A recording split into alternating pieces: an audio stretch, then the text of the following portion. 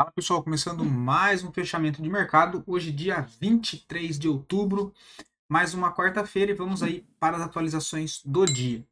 Lembrando que se você não é inscrito no canal, inscreva-se aqui embaixo e caso goste do conteúdo, considere deixar o seu like, porque é a maneira com que você consegue ajudar o meu trabalho aqui desse lado e também para o YouTube entregar esse conteúdo aí para mais pessoas, beleza? Dito isso, direto para o gráfico, tá, pessoal? O Ibovespa fechou confirmando o pivôzinho de baixa. Né? Ele fecha abaixo do 129.400.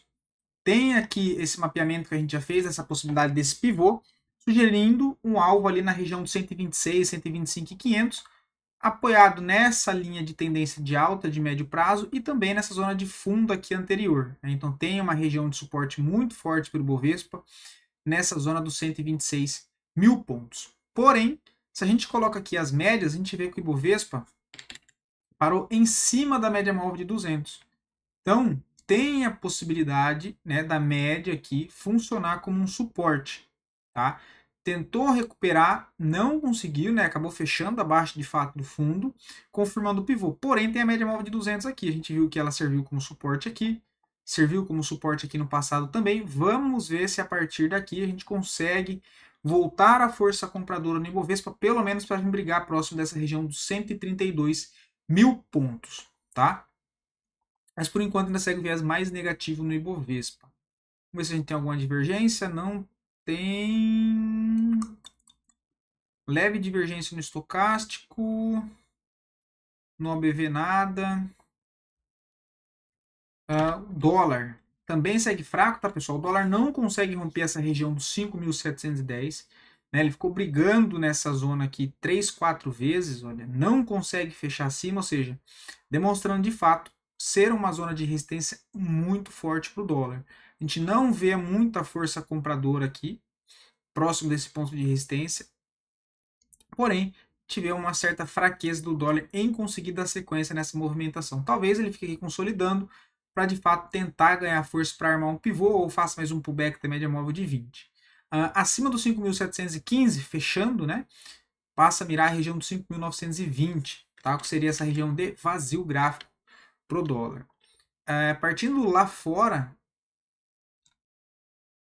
o S&P hoje uma queda de 1%, uma queda um pouco mais forte, volume vendedor acima da média, então já é um ponto de atenção. A gente já vem comentando sobre essa subida do S&P com volume caindo.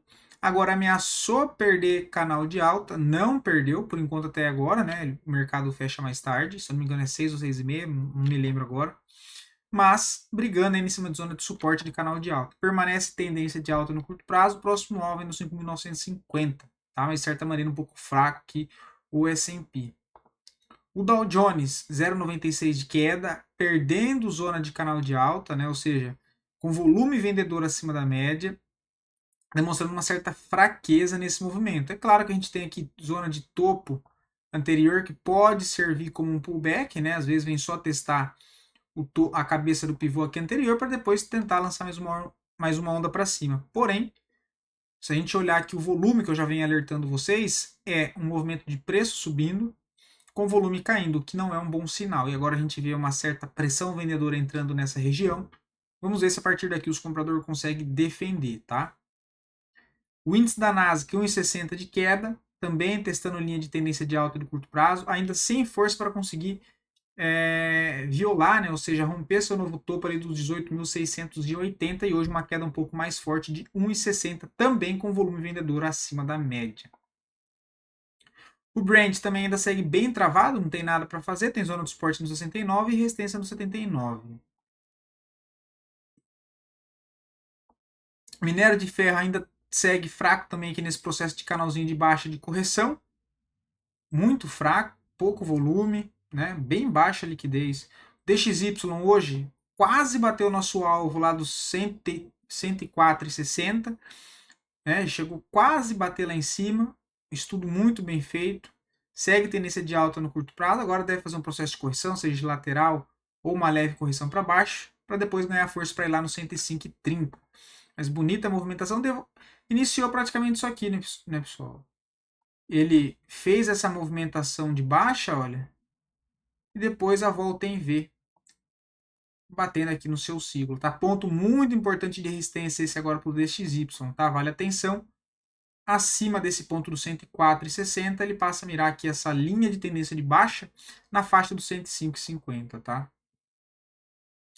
O índice da Nasdaq, ó, o Nikkei, né, bolsa do Japão, segue fraca. O DAX, bolsa da Alemanha, também segue fraca, mas ainda dentro de uma tendência de alta, volume vendedor acima da média, porém ainda testando aqui zona de suporte, né, de um canal de alta no curto prazo, tá? Hansen ainda segue fraco e bolsa da Rússia ainda bem fraco, não conseguindo aqui acionar um pivô de alta para poder reverter essa movimentação. Por enquanto ainda bem fraco, chegou a romper canalzinho de baixa no curto prazo, mas está com cara aqui de não sustentar esse rompimento, tá? E acabar voltando, quem sabe, lá para os 2.500 pontos novamente, tá?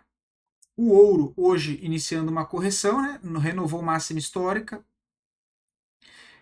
uma queda de 1,23, podendo vir testar aqui zona de suporte do canal de alta. Tá? Ele chegou lá no seu ciclo, olha, do canal, né? Lá na linha de retorno de resistência, e agora pode iniciar um processo de correção, tá? Deixa, não, esse aqui tá ok. O que eu tenho que tirar é essa linha branca que a gente cravou o alvo, né? E nova máxima histórica aí do ouro na região dos 2.760. O gás hoje dando uma boa recuperada, volume comprador acima da média, 4,67 de alta, rompendo o canalzinho estreito de baixa, sugerindo a possibilidade, quem sabe, de uma retomada de alta no curto prazo. Lembrando que chegou numa zona de suporte importante, a gente comentou sobre ter uma linha de tendência de alta no curto prazo na faixa dos 2,10, mas segurou aqui antes, o que também é uma zona de força aqui muito importante, tá? Que é essa região dos 2,20, 2,25, e começando a reagir a partir daqui. Se hoje fizer o fechamento próximo da máxima ou acima da resistência, né, desse canalzinho de baixa, possibilidade de tentar armar uma estrutura de retomada de alta novamente, tá? A prata também acabou sentindo bastante hoje junto com o ouro, né? Uma queda de 3,40, até mais forte do que o próprio ouro. Possibilidade de suporte lá na região dos 32,50, que seria retestar zona de topo, né, de cabeça de pivô anterior, que era resistência, agora como um suporte. Olhando as criptos, Bitcoin também sofrendo um pouco hoje com volatilidade, uma queda de 1,5%, chegou a estar caindo mais. Sofrendo de volatilidade não, né? Acho que não é a palavra certa para 1,5% de queda. Aí chegou a violar esse ponto de suporte, que foi o a antiga resistência anterior. O interessante é que volte a fechar acima, né? Lembrando que o candle de Bitcoin, de cripto, melhor dizendo, fecha 21 horas no gráfico diário, tá? Ethereum também segue um pouco mais fraco, né? Hoje uma queda aí de 4%, voltando para dentro da congestão. Eu vou até tirar essa projeção para não ficar muita coisa, depois se ele voltar a romper, a gente projeta de novo, né? Então a gente pode colocar isso aqui, olha. Vamos só ajustar.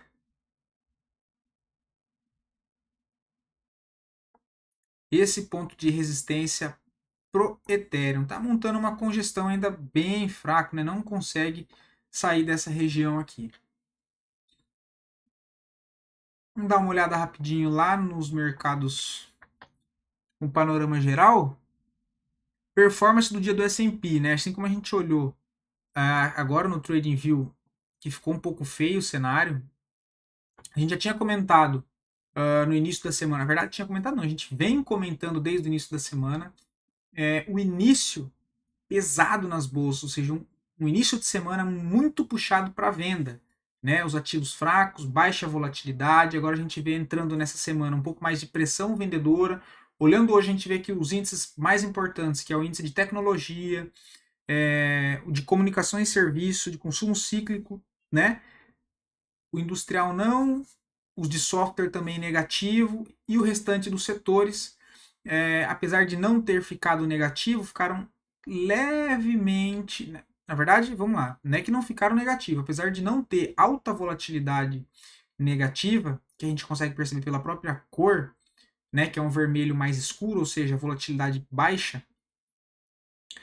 ainda assim trabalharam na ponta negativa. Tá? A gente teve alguns setores que trabalharam na ponta positiva, mas também nada muito importante, tá? Foi levemente positivo, aqui a gente vê que o real estate foi o que mais teve ações ligado para o positivo, porém a volatilidade média de 1,5% que não, né, não é lá aquelas volatilidades, mas de certa maneira ainda pesando muito na venda.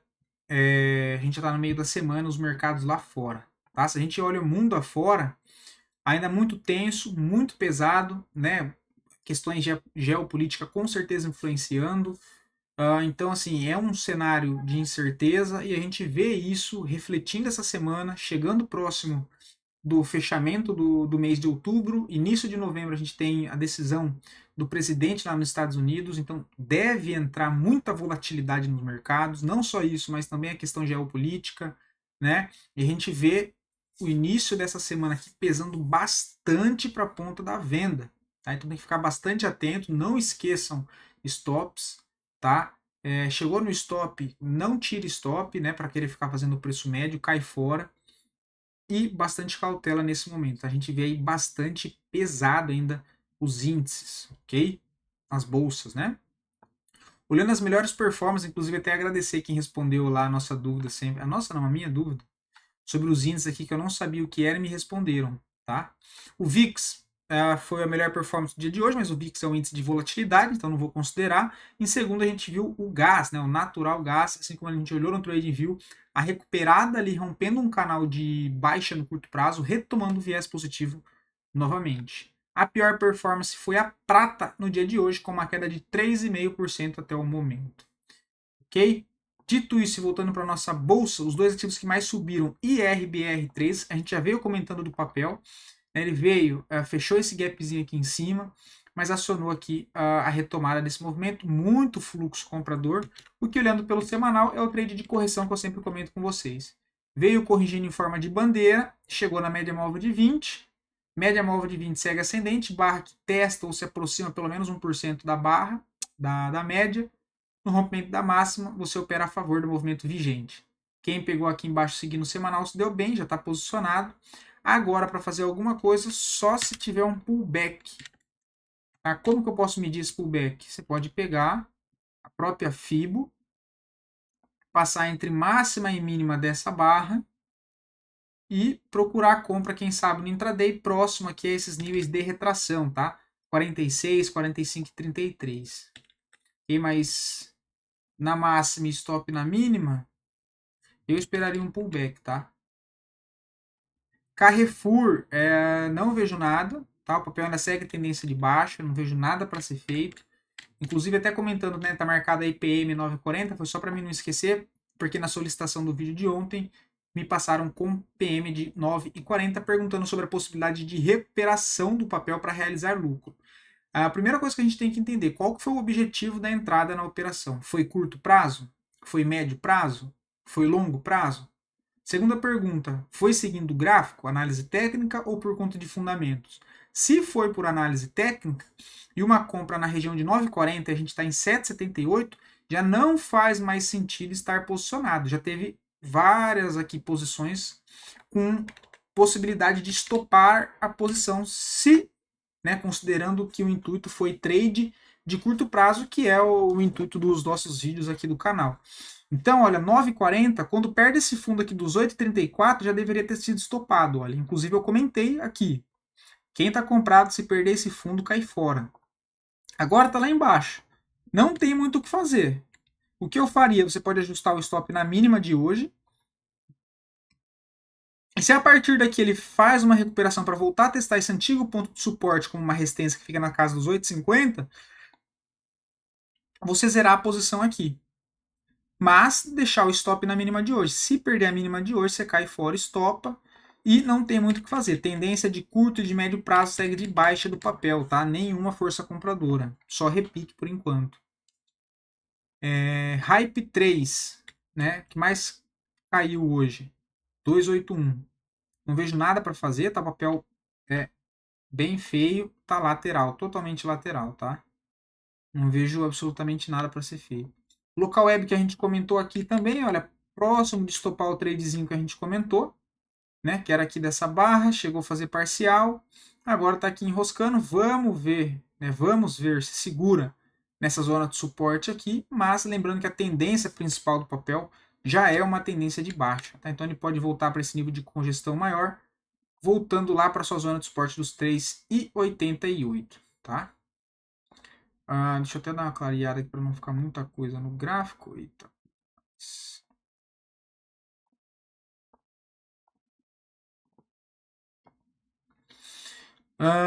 CPLE 6, o PM de 6,70. A gente está na casa dos 9,85.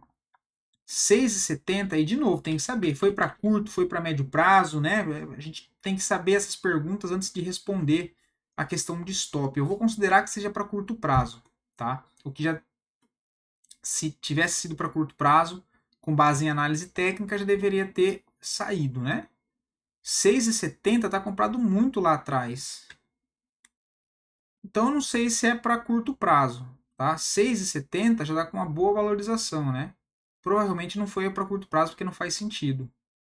Mas até o momento está com 46% de ganho. Tá? 46% de ganho. Vou considerar olhando o gráfico semanal. Você poderia pensar em fazer uma saída parcial aqui. Fazer uma saída parcial nessa região. Porque pelo gráfico semanal ele já começa a demonstrar uma certa fraqueza, mais fluxo comprador, mostrando a possibilidade de voltar a testar essa zona aqui, olha, dos 8,85, que é a zona principal de suporte agora para CPL E6. Ok? Então você pode pensar em fazer uma saída parcial aqui em cima, ou sair com 70% da operação e ficar com residual de 30% para tentar conduzir depois. Né? Veio, bateu aqui embaixo nos 8,80, se recuperou, a gente vê o Ibovespa se recuperando, os ativos voltando a entrar em tendência de alta, você realizou parte do lucro e ainda assim ficou exposta com 30% da posição, ok? E aí, se a partir daqui ele perde esse fundo dos 8,90 e começa a pivotar para baixo, você tem que encerrar os outros 30% aqui em cima, porque aí de fato já não faz mais sentido, tá? É o que eu faria. Só que ele está voltando na média no gráfico mensal em cima da 20, olha. Você pode utilizar isso aqui e deixar o stop. Stop que eu digo com 60%, 70% da posição, ou 50%, né? Enfim. Aqui para baixo, se ele perder essa aqui, você sai com uma parte da posição no lucro. Se ele voltar a subir, ótimo, você ainda tem 30% exposto. Se ele voltar a cair, é um pedaço da posição que não vai te prejudicar, ok?